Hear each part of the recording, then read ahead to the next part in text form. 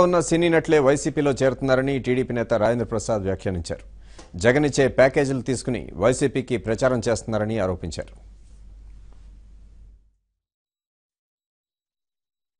నటులు వైఎస్ఆర్ పార్టీలో జారటం అంటే జారతారు.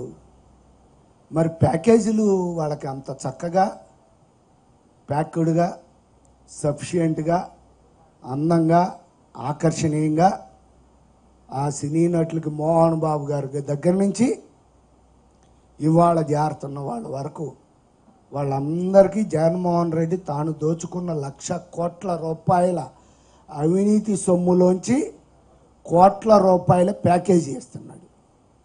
లేకపోతే జయసుధ గారికి ఏం పని అండి? ఆవిడొచ్చి పార్టీలో చేరుద్ది, పార్టీలో చేరొచ్చి మళ్ళీ ఇక్కడ ప్రచారం చేస్తుంది. ఇంతకంటే సిగ్గుచేటైన విషయం లేదు. అయినా ఏం పర్వాలేదు, సినీ నటుల వలన ఓట్లు రాలుతాయనేది ఒట్టి మాట.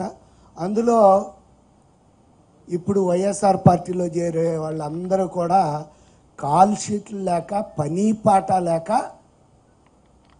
ఖాళీగా తిరిగేటటువంటి సినీ నటులు ఫేడ్ అవుట్ అయిపోయి మేకప్ వేసుకుని పాపం వాళ్ళు సంవత్సరాలు తరబడిపోయి ఉంటుంది. అటువంటి వాళ్ళు జారుతున్నారు కనుక వాళ్ళ వల్ల ఎటువంటి ప్రమాదం లేదు.